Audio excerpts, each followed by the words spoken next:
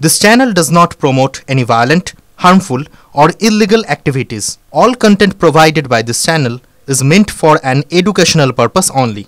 6 দিন পার প্রমোটারকে পিটিয়ে এখনো বেপাত্তা বাগুইয়াটির কাউন্সিলর সমরেশ চক্রবর্তীর খোঁজে দীঘায় রাতভর তল্লাশি। বাগুইয়াটির রঘুনাথপুরে প্রমোটারকে বন্দুকের বাট লোহার রড দিয়ে মারধরের অভিযোগ ওঠে বিধাননগর পুর নিগমের 9 নম্বর ওয়ার্ডের কাউন্সিলরের বিরুদ্ধে। পুলিশের নোটিশের পরও গড়হাজির, কোনো খোঁজ নেই কাউন্সিলরের। শিলিগুড়িতেও গিয়েছে বিধাননগর পুলিশ। আগেই শাসক নেতার চিলাপাতা রিসর্টে তল্লাশি। দুটো ছবি আমরা একই সঙ্গে দেখাচ্ছি, একদিকে চিলাপাতা এবং অন্যদিকে দীঘা। 6 দিন পেরিয়ে গিয়েছে কিন্তু বাগুইয়াটির কাউন্সিলরের কোনো রকম কোনো খোঁজ পাওয়া যাচ্ছে না। সমরেশ চক্রবর্তীর খোঁজে এবার দীঘায় পৌঁছে গিয়েছে পুলিশ।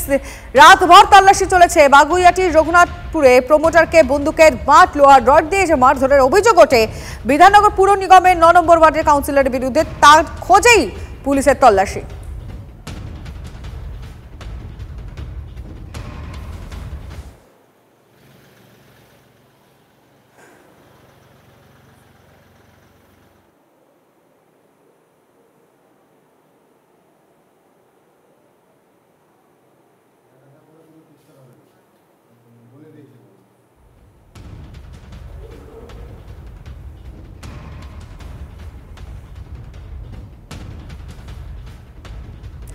অবশেষে কাজে ফিরলেন বাগুইয়াটির প্রমোটার। পুলিশের নিরাপত্তায় কাজে ফিরলেন প্রমোটারকে মারধরে এখনো খোঁজ নেই শাসক কাউন্সিলরের। সেই ছবি তো দেখালাম, কিন্তু তার মধ্যেই প্রমোটার কাজে ফিরলেন।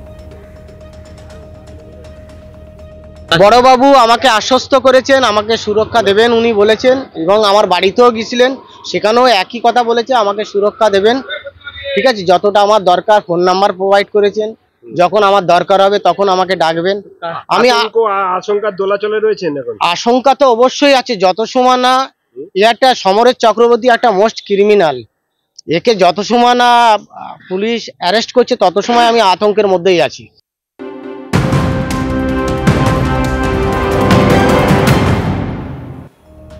নজর রাখছে পরে খবরের দিকে। অবৈধ নির্মাণে তৃণমূলের পুরসভাকে থোড়াই কে তৃণমূল নেতার নিয়ম ভেঙে বহুতল নির্মাণ, প্রমোটারের সঙ্গে তৃণমূল নেতাকে নোটিশ।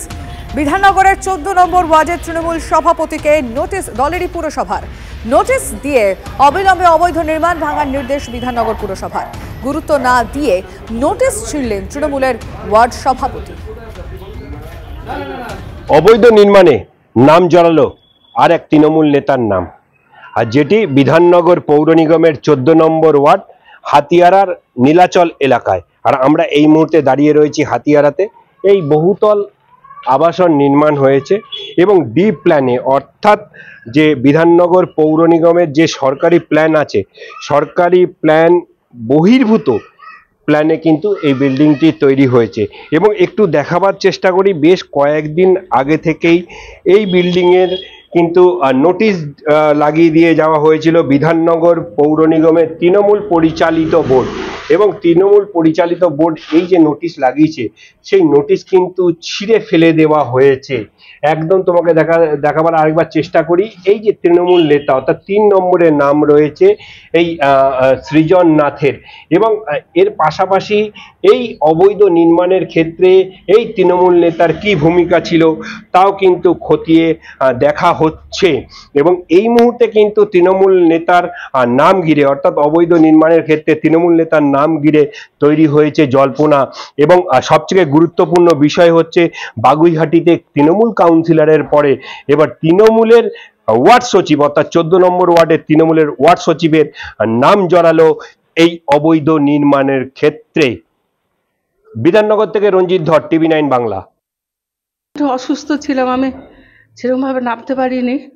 আমি পরশুদিনকে আমাকে একজন বললো যে আপনাদের বাড়িতে নোটিশ দিয়েছে। আমি তখন নেমেছি, নেমে তারপরে দেখলাম ওখানে কিসের নোটিশ, আমি তো অত বুঝতে পারছিলাম। ইলিগাল আনঅথরাইজড কনস্ট্রাকশন, সেটা তো এখন বুঝতে পারছি। মানে নোটিশেও আপনার নাম রয়েছে না, সেটা তো আপনার হ্যাঁ নাম দেখেন, কেউ যদি ইন্টেনশনালি কারো নাম দিয়ে থাকে তথ্য প্রমাণ ছাড়া, এটা তো প্রমাণ সাপেক্ষ। উইদাউট সাপেক্ষে কি পৌর নিগম নির্ভরভাবে নোটিশ করতে নিশ্চয় দেখান আপনারা, আপনাদের কাছে আমার নামের কোনো কিছু থাকলে দেখান। না না, নোটিশ আছে, মানে বিল্ডিং এর সাথে আমি জড়িত, সেই ধরনের কিছু আপনাদের কাছে আছে, তাহলে দেখান আমাকে।